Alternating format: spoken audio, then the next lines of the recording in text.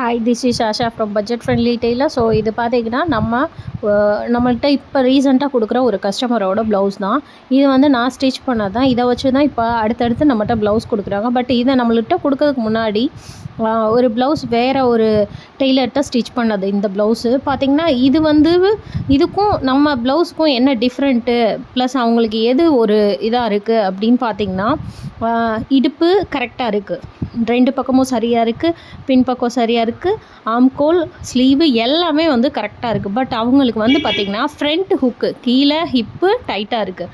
ஆனால் பார்த்திங்கன்னா மேலே செஸ்ட்டுக்கிட்ட மாட்டுற அந்த ஃபஸ்ட்டு ஹுக்கு பார்த்திங்கன்னா கிட்டத்தட்ட 1 இன்ச்சு ரெண்டு சைடுமே வந்து 1 இன்ச்சு எக்ஸஸாக இருக்குது.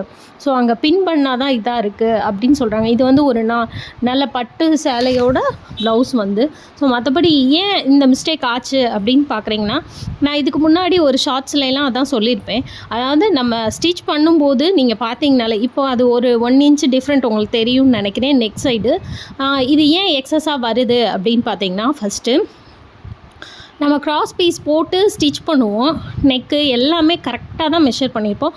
பட் ஸ்டிச் பண்ணும்போது பார்த்துருந்தீங்கனாலே தெரியும், ஒரு கிராஸாக வரும். நான் இதுக்கு முன்னாடி ஒரு ஷார்ட்ஸில் போட்டிருப்பேன். அந்த கிராஸை வந்து அளவு ப்ளவுஸ் வச்சு நம்ம, அதாவது பட்டி ஹுக்கு பட்டி ஜாயின் பண்ணுறதுக்கு முன்னாடி நம்ம வந்து அதை மெஷர் பண்ணி பார்த்துக்கணும். அதாவது ஷோல்டர் டு நெக்கு எண்டு வரைக்கும் கரெக்டாக இருக்கா, நம்மளுக்கு பட்டி வைக்கிறதுக்கு ஒரு 1/2 இன்ச்சு தான் எக்ஸஸ் தேவைப்படும், அதளவுக்கு இருக்கான்னு சொல்லி ஒரு சின்ன மார்க் பண்ணிவிட்டு, அந்த 1/2 இன்ச்சு எக்ஸஸ் இருந்துச்சுன்னா நம்ம ஸ்கேலை ஸ்ட்ரைட்டாக வச்சோம்னா அந்த எக்ஸஸ் துணி வந்து உள்ளே விழுகுது பார்த்திங்களா, அதை வந்து நம்ம கட் பண்ணிடணும். ஸோ அந்த கட் பண்ணிட்டிங்கன்னா மற்ற எல்லாம் உங்களுக்கு கரெக்டாகிடும். சரிங்களா? ஏன்னா ஹிப்பு கரெக்டாக இருக்குது, அதாவது இடுப்பு பகுதி சரியாக இருக்குது, நெக்கு மட்டும். அப்போ இந்த நெக்கு உங்களுக்கு எக்ஸஸாக இருக்கும்போது என்ன இன்னொரு சுச்சுவேஷன் ஆகும்னா, கை டைட்டாக இருக்கும், இடுப்பு டைட்டாக இருக்கும், ஆனால் ஷோல்டர் வந்து இறங்குற மாதிரி இருக்கும். ஸோ அது ஒரு டிஸ்டர்பன்ஸாக இருக்கும். ஸோ அந்த மிஸ்டேக்கை சரி பண்ணுறதுக்கு தான் இப்போ நான் லைவாகவே உங்களுக்கு வந்து ஒரு ப்ளவுஸை டிஃப்ரெண்ட் வச்சு உங்களுக்கு காமிச்சிட்டேன். சரிங்களா?